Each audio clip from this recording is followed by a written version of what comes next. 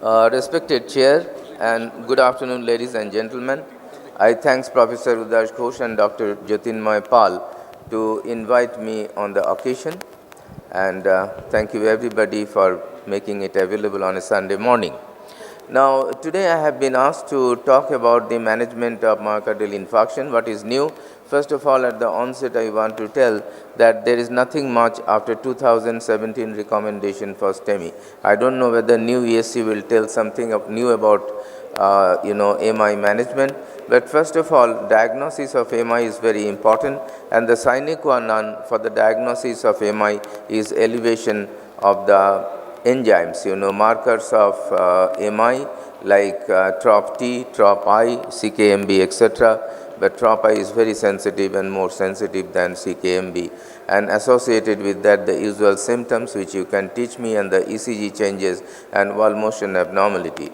So this is a famous slide from Davis Hall. If you know that if the occlusion is incomplete, it is NSTEMI, or if the occlusion is complete also with good collateral, sometimes it may be NSTEMI with enzyme liberation, and in STEMI there is complete occlusion of the artery. And in majority of the patients, the blockage is not that severe, and it is less than 50% in 68% of the patients. So that's very important for us. Intervention is just now in my lab, one 30-year-old patient is waiting, male patient, Gujarati patient waiting with a massive inferior wall MI. That is the quantum of disease in our country. I have at least 3 dozen patients between the age of 20 to 29. Now, coronary revascularization in patients presenting with STEMI, reperfusion therapy should be administered to all the patients, irrespective of age, irrespective of gender, within 12 hours, and not to tell of that as soon as possible. And PCI is the recommended method of reperfusion, of course, but it's not possible in our country always, and it should be given within 90 minutes. I'll show you the recent changes in the ESC guidelines, which are of course 2-year-old. And in patients who are unable to get a PCI capable hospital, don't delay. CSI, the API, and also the Indian Medical Association, all of us jointly propagate the idea that thrombolize the patient and then take him in the cath lab for angiogram. So this was the older algorithm for STEMI diagnosis and management, 2012, published in European Heart Journal and presented in ESC. And these are the new ones which have been proposed in the last update. This is the latest update, and what they have told that radial access is preferred.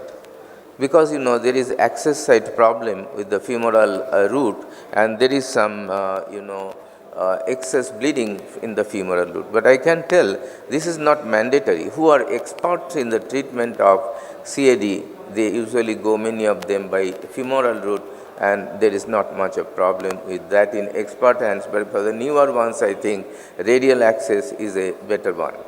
And DES has recommended 100% now, examination, comfort trial, everything tells, and the North-10 trial, everything tells that you put a DES. Now, regarding complete revascularization, there is dispute, and these are the trials in favor, and some of the trials are against. But what we do, if the patient is stable, suppose he has got 2 blockages, he has got a RCA blockage. Now, if he has a LAD blockage, if the patient is stable, go for stenting both. That is LAD and RCA both, and infarct-related artery and the other artery if it is possible. But okay, if the patient is unstable, in that case, don't go to do both the arteries. Do one and come out. Suppose the patient's pressure is 80, 75. Just day before yesterday, I had a patient who has a systolic pressure of 50. He was in a very bad shape. So such patients don't touch everything, because the culprit trial, the shock culprit trial, has told that don't touch all the patients during cardiogenic shock. It is just opposite, dialectically opposite to the previous recommendation by the authorities, that do all the arteries in cardiogenic shock patients. That is not the present recommendation. In cardiogenic shock, only do the IRA and come out. Because I am asked to tell about the newer things, so I am showing this slide in detail. Now, regarding thrombus aspiration also, it has been downgraded during the last 3 to 4 years. Now they are telling you don't have to go for thrombus aspiration in all the patients. But okay, if you feel that the thrombus load is heavy and the patient's artery is a very big one, 3.54, proximal LAD, proximal RCA, it's a big artery, you aspirate. There is no hard and fast rule that you cannot aspirate. So you can aspirate, but it has been downgraded, and rather intracoronary apixaban, if possible, you can give if it is indicated. The role of GP2B3A indicator like apixaban and integrin has also been downgraded. Now regarding bivalirudin, the matrix trial and HEAT PPCI trial has shown, HEAT PPCI was presented by a Pakistani cardiologist in 2015 TCT. There is much heat because Greg Stone and others were opposing, and he has proved in 200 subsequent patients in his clinic in an year, in Liverpool, 2000 consecutive patients, he has shown that heparin is out and out better than bivalirudin, because bivalirudin is a weaker molecule. So we always use, I think Aishoma, everybody use heparin in our lab. Enoxaparin we don't use much, because I was in this trial which was presented in ESC with enoxaparin in acute MI, 199 patients went all right, 200 patients there was thrombosis at the catheter. I don't personally use enoxaparin because we can't measure anything with enoxaparin. Theoretically, enox time you can measure, but that's not possible in our country. Some of the European countries, they use enoxaparin, but out and out, now majority of the people use heparin. Some people do use, of course, bivalirudin, though this is a weaker agent. Early hospital discharge. We discharge our patient within 48 to 72 hours. So I did 48 hours back, I discharge the patient. Even a massive anterior wall MI, provided the patient is not in heart failure, or the patient is not having VTAC, or the patient is not having any atrial arrhythmia, I discharge the patient within 2 to 3 days, and that's what ESC tell. Then there was a UK recommendation came in the same ESC in Barcelona, which told that avoid oxygen if the saturation is 90% or above, because we indiscriminately give in our center also. They don't see the nurses put a oxygen through cannula or mask, whatever it is, even if the saturation is 94%. This gentleman told that in the ESC Barcelona, again detox trial, that don't give oxygen right and left to everybody with patients with AMI or even ACS. Now the status of morphine is same in the STEMI, but we should know that morphine has been downgraded in management of NSTEMI and unstable angina patients. So morphine has been largely downgraded, and detox tells give oxygen to saturation below 90%.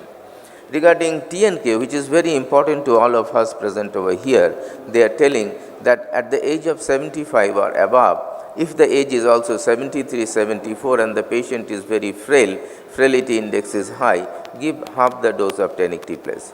It is not a recommendation, but from the various observational data, it has been found that tenecteplase, it should be better given in a low dose in elderly patients, half the dose than recommended in normal individuals.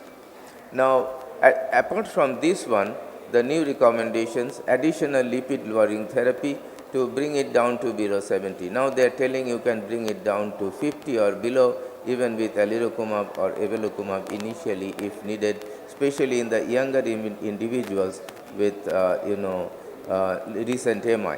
And this is the dictum by Sabatin in his group in Fourier trial, which was presented again in 2017, the evolocumab data. And I was also a PI in Odyssey outcome trials, and today also some of the Odyssey outcome retrospective data is going to be presented in ESC. Now cangrelor is a new molecule where you have loaded the patient very recently. You can bridge it with cangrelor. Its half-life is very small, and we participated also in the champion trial from our center, BM Birla. And switch to potent P2Y12 inhibitor 48 hours after fibrinolysis. This is the expert opinion. Now we can't give prasugrel and ticagrelor. I am just mentioning the salient points. You should not give prasugrel, neither ticagrelor during thrombolysis. The latest ACC trial in 2019 this year in March, they have told that you can give, one study showed, you can give ticagrelor earliest 9 hours after thrombolysis with tenecteplase. No data with streptokinase. So the rule is that below 75 years, you load the patient with 4 tablets of ticagrelor during thrombolysis, irrespective of the lytic molecule. And if the age is more than 75, you give only 1 tablet of clopidogrel along with aspirin 75 to 150 milligram. And I want to re-emphasize that the standard dose of aspirin now is 75 milligrams. And initially when you load the patient with soluble aspirin, not a enteric coated aspirin, that is ecospirin, give disprin. And load with half a tablet, then you can go for 75, but if the weight is more than 80 kg, you can go for 150 milligram. So you can give ticagrelor after 9 hours, but not prasugrel within 48 hours. Pegasus TIMI 54 tells that you can go for an extended ticagrelor along with aspirin, a lower dose after 12 months, that is 90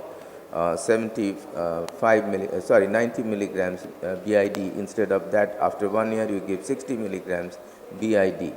Use of polypill recently has found focus, you saw, but I doubt it because some of the patients are not hypertensive and 30% of the patients will fall out in our country because of cough if you give Selimus's formula of ticagrelor, ramipril in all the patients. Now, Minoca is a new entity. We find patients. I have a patient, 40-year-old lady. He came with a massive inferior MI and his proximal RCA is completely dissected. So I did not do anything. We should not intervene in this patient. If you put a stent, you are going to call mess. The patient may die on the table. Neither she is a candidate for bypass surgery. So treat the patient conservatively with statins, with aspirin, with dual antiplatelet agents, with some anticoagulant like enoxaparin for a few days. The patient has healed well. She is a very VIP patient. I did an angiogram after 2 months and the patient's RC has completely healed. So this is Minoca and it is usually present in the ladies or during pregnancy, young individuals presenting with infarcts. Now strategy selection and delays. Now the timing for thrombolysis is not half an hour. Just to tell you, ladies and gentlemen, it has been downgraded to 10 minutes only. So you get the patient, you thrombolyze him in the CPC or chest pain clinic or ER, whatever you call. And the time for balloon to dot time, dot to balloon time has been reduced from 120 minutes to 90 minutes and preferably 60 minutes. Now in USA it's 100 minutes. So we should try to do the thrombolysis immediately on getting the patients. You should load the patient with 4 tabs clopidogrel and aspirin 150 milligrams soluble, and you can give a little bit of enoxaparin if it thrombolyze. If you don't thrombolyze, you take the patient to cath lab, and the dot to balloon time should be preferably within 60 minutes in our hospital. These are regarding the cardiac arrest patient, the recommendation, new recommendations. The primary PCI is done as a routine and targeted temperature management comes. Only cooling is beneficial for this group of patients. There was a lot of hue and cry in the 2016 ESC, but it faded away in 17 and 18 because it has no more place except in this group of patients, that is, patients who come with cardiac arrest. So this is the algorithm proposed in the latest ESC update, that you get the patient, they ring 911, a sophisticated ambulance comes, they are indulging in pre-hospital thrombolysis. Sometimes if the PCI capable hospital is far away, but just to tell you that in small countries like Netherlands, Belgium, the cath lab is only 39 kilometers from any point in the country. So it's just 39 kilometers from any point in the country. And you can take the patient on cath lab like Krakow, is 700 kilometers south of Warsaw. In a country like Poland, there are 8 cath labs functioning in the midnight. So even if it is snowing, you can take the patient to the cath lab and do the primary PCI at 2 o'clock in the midnight. And there is a very interesting slide I should present to you, and this is very important for all of us in India, because from India we presented data to the Western population that it's not true that at 6 hours or at 12 hours everything has ended. It's true that majority of the myocyte damage occurs by 6 hours or by 12 hours, but you see this is a new dictum from the ESC that primary PCI is a class 1A indication up to 3 hours as good as fibrinolysis. Fibrinolysis is equally affected in the first 2 to 3 hours, and the results were shown to be little better in CAPTEAM trial with 800 French individuals, where they have shown that the mortality was 1.7% in the thrombolysis group who were thrombolized within 2 hours as against 5.3% in the primary PCI group. And but it was not accepted by American Medical Association due to causes unknown, and up to 12 hours again, both are class 1A indication if you look at it. Now the green is gone, so you find that was the end previous for the ACC recommendation, but now ACC is also telling that you can go up to 24 hours to do the primary PCI. But see, ESC has extended it to 48 hours. If the patient has ischemia, if the patient has got ongoing chest pain, if the patient has got some ongoing arrhythmias like VT, VFib or some atrial tachycardia, you can take the patient on table up to 48 hours. So this is the recommendation for primary PCI. New recommendation, you can tell it has been extended from 24 hours to 48 hours. They are telling that even after 48 hours, the patient is in shock, the patient is in heart failure, the patient is having arrhythmias, or the patient is clinically unstable, or the patient is having ongoing chest pain, you can take the patient on the table. But okay, if the patient is stable up to 48 hours, it's a class 2A recommendation B for this group of patients, and routine PCI is contraindicated after 48 hours if the patient is stable. So the dictum is very, very clear. If the patient is unstable, do the job, but if the patient is stable, don't touch the patient after 48 hours. And so this is the recommendation, new recommendations you can find that. Yeah, I'll touch the newer, because they have requested me to talk about the new things. Sum up. Yeah, I think there is little bit. Okay, we have finished. Okay, I'm going to finish it. So reperfusion therapy is indicated in all patients with symptoms of ischemia of more than 12 hours duration and persistent ST segment elevation. A primary PCI strategy is recommended over fibrinolysis within indicated time frames. If timely primary PCI cannot be performed timely after STEMI, diagnosis fibrinolytic therapy is recommended within 12 hours of symptom onset in patients with contraindication. This is a class 1A indication. But we should remember that we should never lyse the patient after 12 hours unless the patient has severe ongoing chest pain or severe STT changes or the patient is severely unstable. Don't thrombolyze the patient after 12 hours. They do lots of complications related to mechanical problems like mitral regurgitation, rupture of the ventricular septum, which are dreaded complications, and also free wall rupture. So we should not lyse the patient late, and we should lyse the patient within 12 hours. In the absence of ST segment elevation, a primary PCI strategy is indicated in patients with suspected ongoing ischemic symptoms suggestive of myocardial infarction and at least one of the following criteria like hemodynamic instability or cardiogenic shock. These are all class 1C indication, life-threatening arrhythmias or cardiac arrest, mechanical complications of MI, acute heart failure, recurrent dynamic ST segment or T-wave changes. Early angiography within 24 hours is recommended if symptoms are completely relieved and ST elevation completely normalized spontaneously or after NTG in this group of patients following thrombolysis. In patients with time from symptom onset more than 12 hours, a primary PCI strategy is indicated. In the presence of ongoing symptoms, it's a class 1C indication. A routine primary PCI should be considered in patients presenting late. Just note this recommendation, 12 to 48 hours after symptom onset. And this is a class 2A indication, but if the patient is stable, don't touch the patient. Thank you very much because I am short of time. Thank you, Udas. Thank you, Shia. Thank you, everybody, for your kind and patient hearing. Thank you, Dr. Ganguly.